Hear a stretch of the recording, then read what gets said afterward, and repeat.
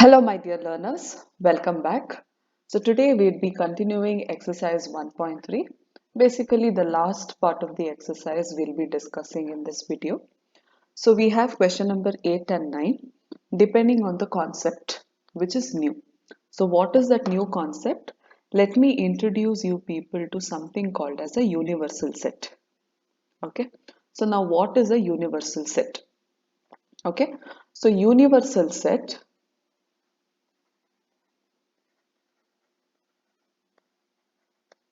So universal set is denoted by capital U. Okay. Now for example, if I have set A is equal to 1, 2, 3, 4, 5, set B is equal to 1, 2, set C is equal to 4, 5, 6. Which among these three sets have elements inside the set or the count of elements inside the set in a larger number? So obviously I can consider set A. So set A has 5 elements inside the set. So in this case, if I have to compare any given set, so whichever set has the largest number of elements is called as my universal set. Okay. So verbally, if I have to give you an example, let me give you all an example of a school and a classroom.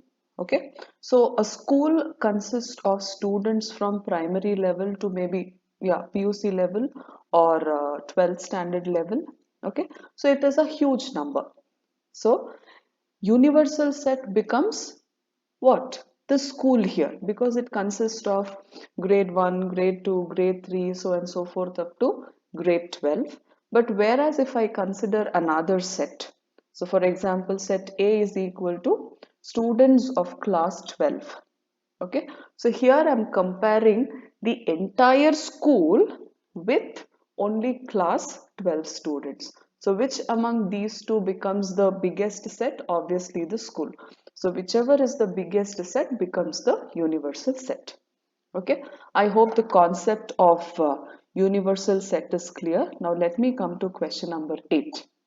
So it says, what universal sets, okay, so what universal sets would you propose for each of the following? So I have subdivision 1 and subdivision 2. So let me read both the subdivisions. It says the set of right triangles, and the second subdivision is the set of isosceles triangles. Okay, so both belongs to the set of triangles. One is talking about right angle triangles and the second one is talking about isosceles triangle. So both of these are derived from set of all possible triangles. Correct, no? In this universe, there are different varieties of triangles. So what are they? Isosceles, right angle, scalene. You have many, right? So many in the sense acute angle triangle, obtuse angle triangle. Yeah. So there are different varieties of triangles. So from the set of the biggest varieties of triangles wherein the set has, you are deriving a smaller set, that is set of right triangles. Next you are deriving another small set, that is set of isosceles triangles. So which becomes the universal set here for both of these?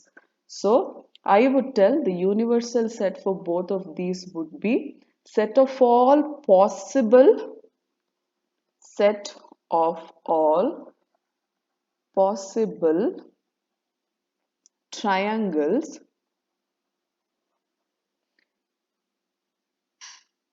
is the universal set for subdivision 1 and subdivision 2. I hope the concept is clear. Now coming to ninth question. So ninth question resembles my example here. So whatever example I've given, so it resembles that. So here I have given the set A is equal to 1, 3 and 5, set B 2, 4 and 6, and set C is equal to 0, 2, 4, 6 and 8. Which of the following may be considered as universal sets for all the three set A, B and C? Okay, now considering set A here. So set A has elements 1, 3 and 1, 3 and 5. Okay, so set B has 2, 4 and 6. And set C has 0, 2, 4, 6 and 8. Now, among these three sets, if I combine all the elements from set A, set B, set C, what are the elements that you get? 1, 3, 5, 2, 4, 6, 0, 8.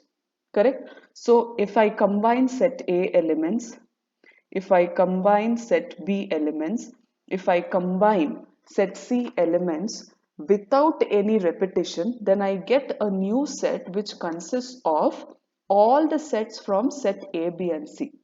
Obviously, after combining all the three sets, whatever set you get will be the bigger set, no? Now whatever options you have, okay, consider option number 1. You have elements from 0 to 6, but here I have elements from 0 to 8. So first one is a wrong choice.